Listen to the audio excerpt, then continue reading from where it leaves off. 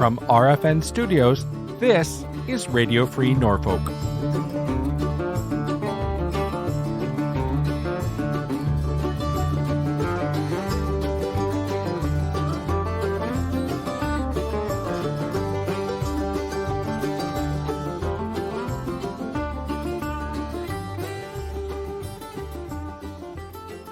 I think that it would be an understatement to say that 2020 has been an eventful year.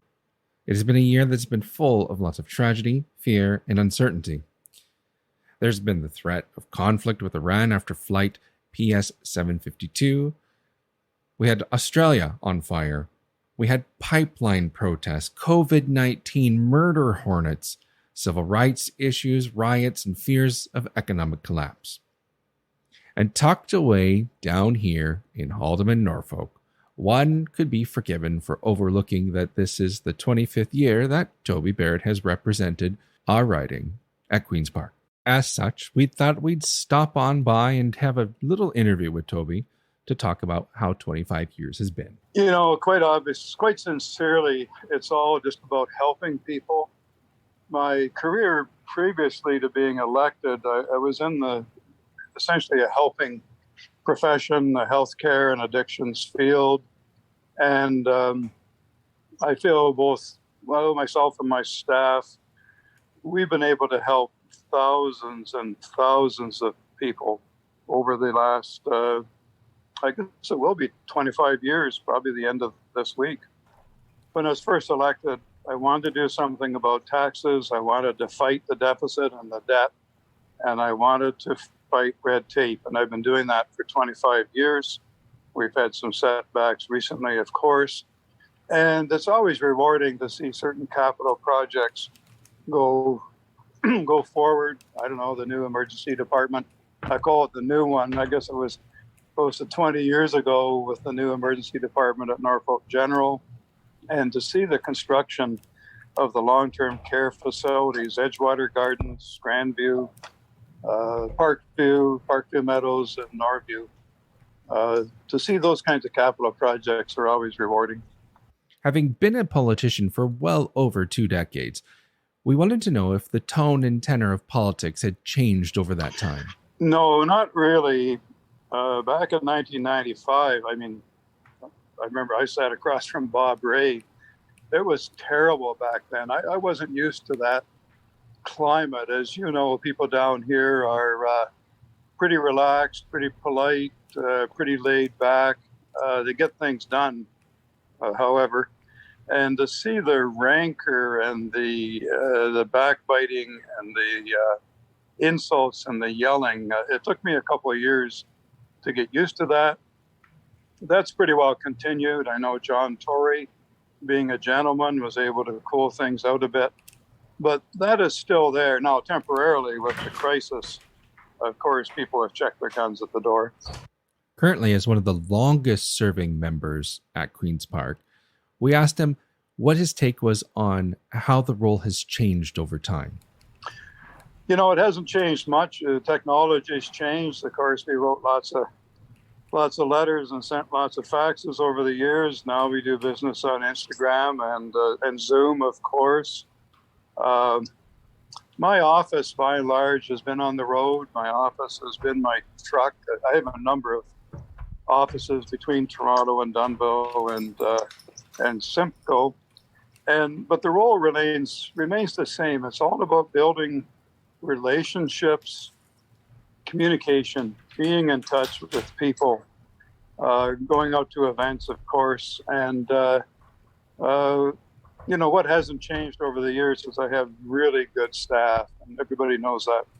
One of the large changes that did happen when Mr. Barrett has been in office is the change from regional government. We asked him what his role was and how he feels about that change looking back.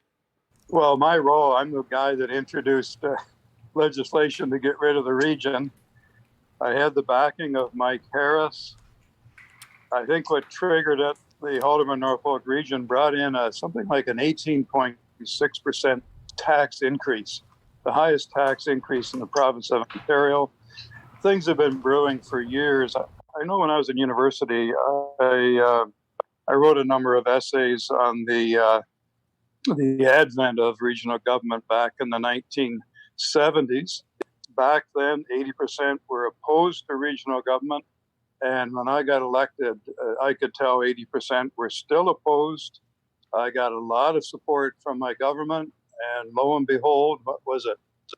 I guess it was 1999 or January, the year 2000. We scrapped the region and brought back our two old counties. Norfolk County goes back to 1792. Haldimand County goes back to 1850. And in my view, people have got their identity back. People love their counties. I see the volunteerism in Norfolk and in Haldimand. They very much identify with their county. Of course, people identify with their country. Some people identify with the province, perhaps. But in many ways, it's all about the counties, and the counties are so different. I mean, the soil types are different, and over a couple of centuries, that identity has developed.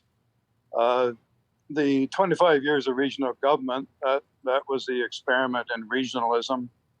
In practical terms, getting rid of regional government and one level of government, we went from 10 mayors down to 2, 10 clerks down to 2, 10 treasurers down to 2.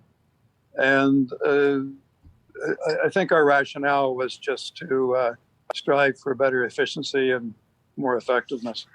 Now, picking up on that efficiency theme, Norfolk County has had a number of conversations surrounding their current economic position, and that has opened up the topic of facility closures. This has sparked off a heavy debate in the west end of the county, and that has opened a conversation there about the west end joining Oxford County. We asked Toby what his thoughts were on this topic. I haven't really seen any motions from the municipality or any referendum. There weren't any. I haven't really seen any door-to-door petitions, and I compare that to the call to get rid of regional government. That was years and years of fighting to accomplish that. I mean, one petition had 9,600 names on it, and this was people going door to door across the area when I was elected. Another petition started, it had 10,000 names on it, and that's people, volunteers, literally going door to door. So I haven't seen this impetus over the years. Now, granted, it's been 20 years. Now, coming back to the COVID-19 issue, Toby mentioned earlier in the interview that politicians had left their guns at the door while working together to get Canada through this pandemic.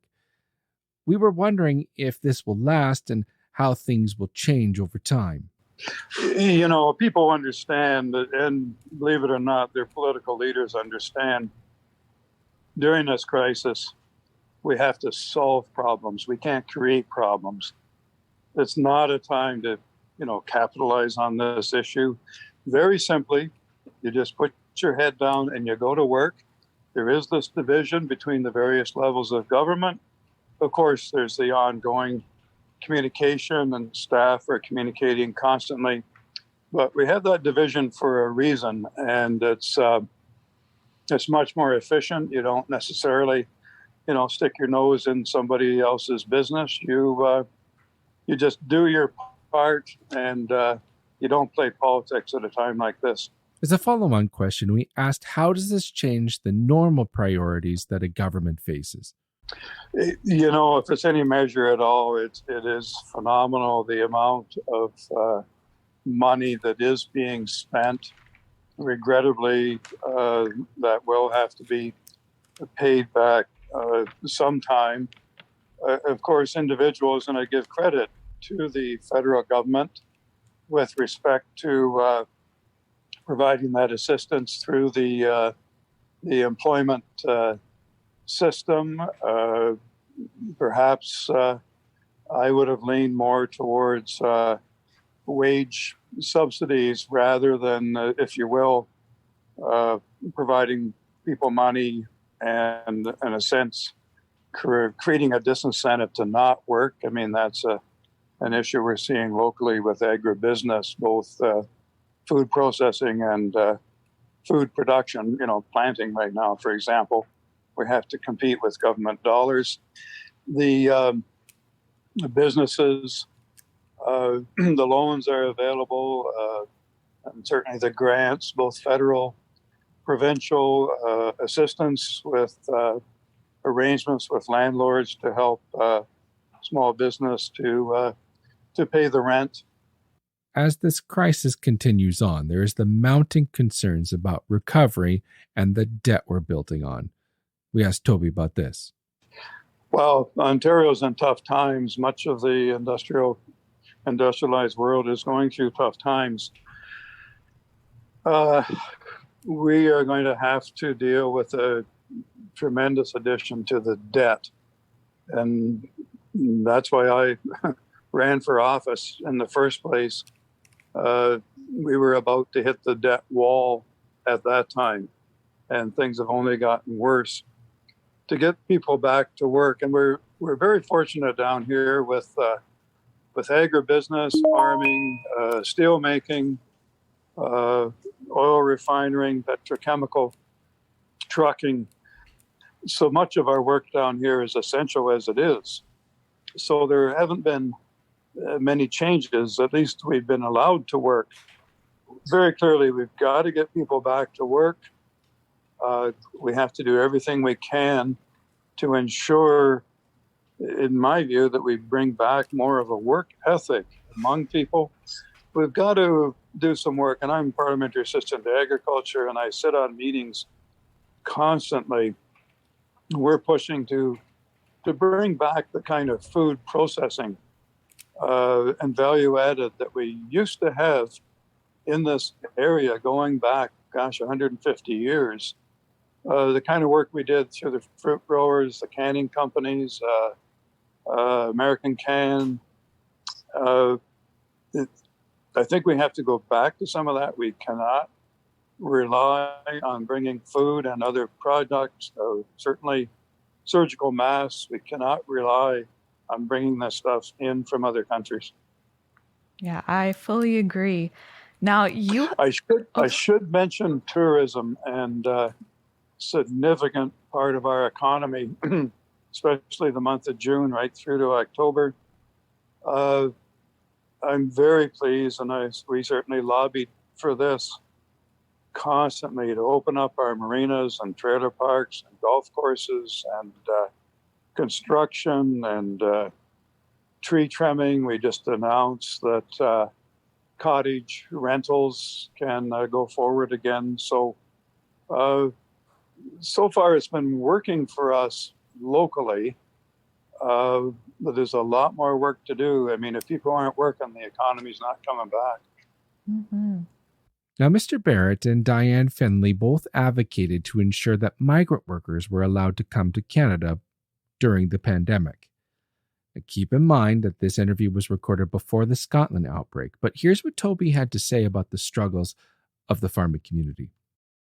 I fought to ensure the entry of our seasonal agricultural workers. I mean, they're not Canadian citizens, so they could have fallen through the cracks. We, with our kind of agriculture down here, you can't farm without these fantastic workers. It's like trying to farm without, water for irrigation.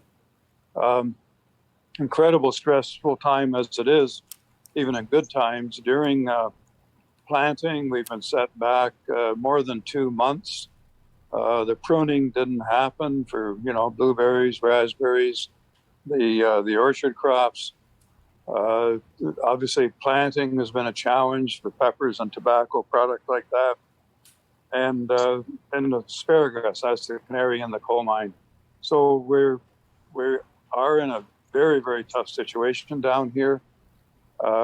We have to ramp up technology. There's probably going to have to be much more automation in planting, for example.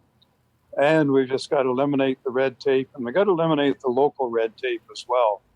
We cannot have one set of rules down here in Haldimand Norfolk that's completely different from anywhere else Ontario or Canada or North America for that matter. Now, this naturally led to the question that Norfolk County declared a state of emergency. And there were some questions about why we would declare a state of emergency. You know, that was a surprise when that happened. And we got calls from Toronto. We got calls from Queen's Park. It's understandable for a city like Toronto to perhaps declare and to set up some add-on measures beyond what Premier Ford has been calling for and what the Chief Medical Officer of Health has been calling for. But people found that very unusual when Haldimand Norfolk, through the health unit, declared a state of emergency. And we got some fairly, well, they were polite calls. They would ask me, well, what's going on down here? Like, you know, they say, we don't know how to put this. Like, you're a little bit of a backwater down here. Like, why would you declare a state of emergency? So people were puzzled. People knew this was going to cause problems when you have different sets of rules, when you end up with a patchwork of rules across the province. We live in a society where there's one rule for everybody. And that's another thing that, and certainly on the Public Accounts Committee, I will be continuing to raise issues as far as restructuring how we do public health in the province of Ontario. You can't have, 34 different medical officers of health making 34 decisions on an issue. There's got to be a modicum of coordination and collaboration. We wanted to know what Toby thought the issues for the next 10 years would be for Haldimand Norfolk. Well, there may, other than the present crisis with coronavirus, I see us continuing on. I mean, if you'd asked me that question 10 years ago, well, what were the big hurdles in the last 10 years? We soldier on. We're a rich area. We have the resources. We have very fertile land. We have Lake Erie and the rivers. We've got the natural environment and the attractions down here that we continue to capitalize on. I sincerely hope, and I will fight to ensure that our auto parts, our steel industry, oil refining, certainly farming and agribusiness continue on. We're blessed that way. We have a bit of a balance or a steady state as far as our local economy, which seems to fit very well with our, social, cultural mix, if you will. We're not a big money area. We're not a very high growth area. We're not building, condominium after condominium along the lake. And I would advise against that. That kind of essentially would kill the goose that lays the golden egg. But over the next 10 years, I feel we continue on, just based on our wealth of natural resources, both physical and human resources, certainly. As we closed out this interview, we wanted to ask Toby one last question: who he would be supporting as Conservative leader at the federal level. Oh, I'm supporting Aaron O'Toole. I supported him the last time because of his agriculture policy, and I like to think I helped him a little bit in developing that ag policy. What caught my eye a number of months ago when we were going through the crisis in Caledonia with the blockade of the Caledonia bypass, Provincial Highway number 6, which is not the first time we've seen that happen in the last 14 years. But he came out and indicated that we have to rejig, rethink our policy right across Canada with respect to these kinds of demonstrations. These kinds of demonstrations where you shut down our major railways, you shut down major highways, and I think of Highway number 6, for example. Mhm. And not many people know this, but the short line railroad going through Caledonia was also shut down for a number of days, which is a real threat to our Esso refinery and our steel company down at Nanticoke.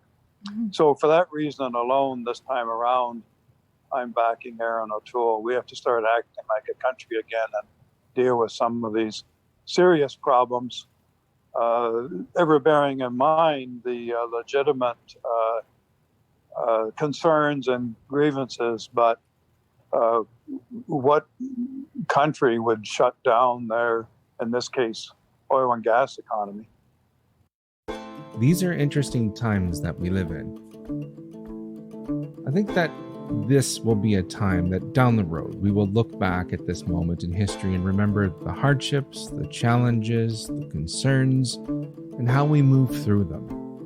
But one of the things I'm concerned about is that those smaller things that would normally stand out and be celebrated, we might be missing some of those things. And even some of the larger things that should be celebrated. Personally, I feel that it's important to take a moment to make sure that we reflect on these milestones and remember them, especially in times like this. So we here at Radio Free Norfolk, we wanted to congratulate Mr. Barrett on 25 years of representing Haldimand Norfolk. That is a rare achievement. Whatever your political stripe, whatever your political attachments or your beliefs, it is important to remember that we're all members of a community and that together we can move forward through these difficult times.